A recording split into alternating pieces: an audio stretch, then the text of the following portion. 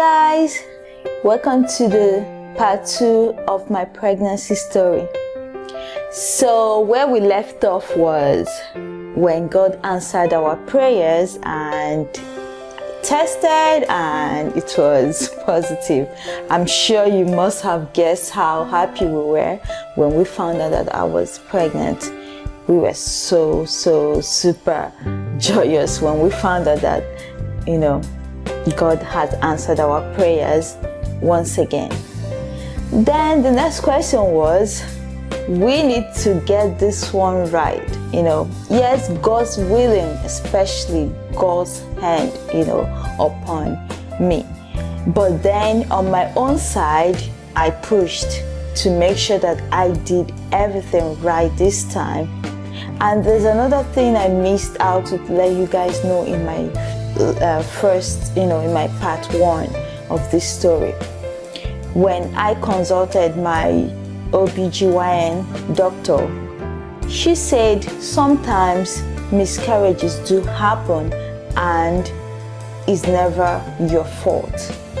You might be thinking, oh, I must have done something wrong to cause this, miscarriage.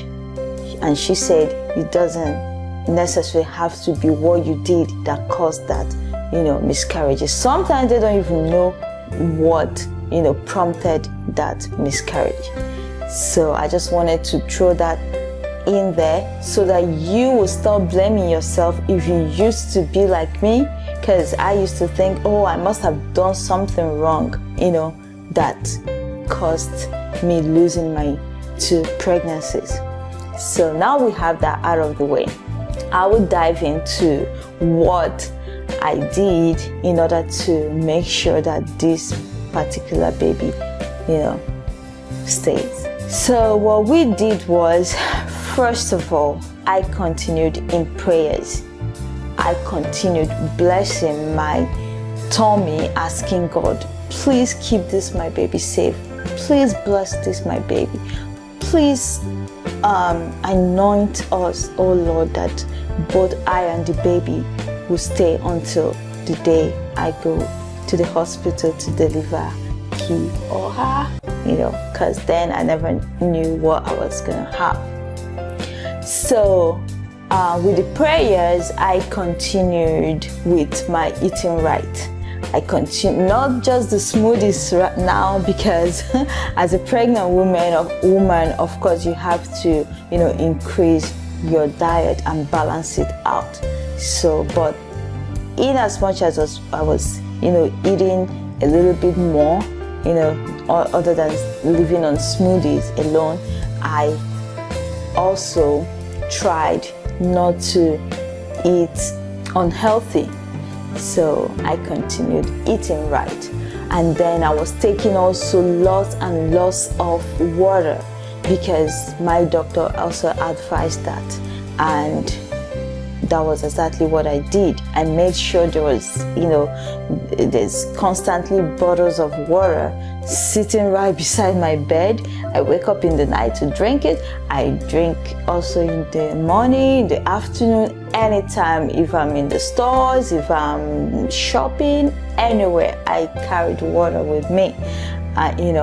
So that is something that you should also try whenever you get pregnant. So another thing that I did was to exercise, because my doctor also advised that I carry out some exercises, and it's actually not all type of exercises that is allowed when you're pregnant. You have to work with your doctor at this point to know the type of exercises that is right for you. So I love dancing. So when I asked her, she said, yeah, sure, So I continued dancing. I continued to take long walks, like 30 minutes walk, and I continued to, work on my squats, because that one too was allowed, for pregnant women. So all those were the things I started doing. So I maintained my prenatal medication.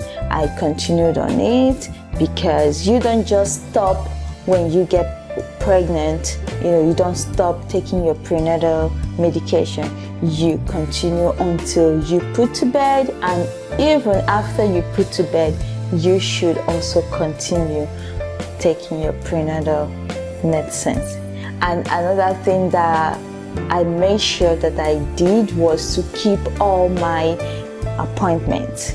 I made sure I didn't miss any of them. I went in, the doctor checks me out, and all the tests that she proposed, I made sure that I followed up and went to the lab and checked out everything that she mentioned that should be checked out. Another thing that she advised that I do was to reduce the amount of work that I do each day. So at that moment I wasn't working, so that actually helped because it made my day less stressful. I did a lot of reading. I made sure that I googled every little thing that that I wasn't sure about, and when I don't find my answers on the Google app, what I do is to ask my doctor, and she always clarifies me on things I don't understand or things I want to understand.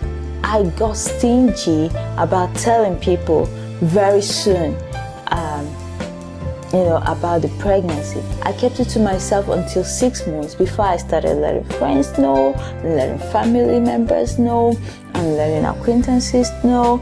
I didn't do this because I feel someone was gonna harm my baby or anything like that, but I did that because the first 2 pregnancies that I lost, I told people early, in the early stages, and I know how much it hurts me whenever someone comes to say, oh, I'm sorry, oh, don't worry, you're gonna be okay, all the sympathies. I knew they were coming from a good place, but the thing is, it was weighing down on me whenever someone comes. When you sympathize with me, that's even when I feel my worst, because I tend to go back in time and remember all those moments when the miscarriage happened.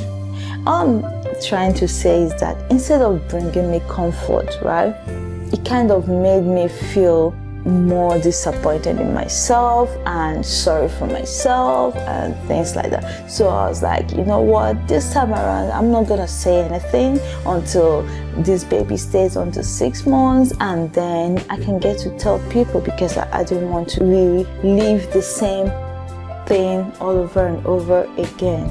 So you do you know what is best for you and your baby, and nobody is gonna tell you otherwise. So guys, keep trying, keep pushing. Like I told you before, it will happen. If it happened for me, I'm telling you, you're not gonna be a different case, okay? Because God loves us all and He blesses us all. So I believe He will do it for you. All you have to do is keep praying and making sure that you take care of your own end, and believe you me, you are going to come out successful and have that your bundle of joy in your arms, and give God all the glory the more. Oh, by the way, I actually forgot to mention how sweet my husband was at the moment when I was pregnant. He has always been sweet, of course, but guys, he was so supportive. My next video is going to cover how much my support system was. The people that were in my life, the people that helped me during the time that I was pregnant, and the importance of you having a supporting system in your life, especially when you're pregnant. See you next time, and please don't forget to subscribe. I love you. Take care of yourself. Bye.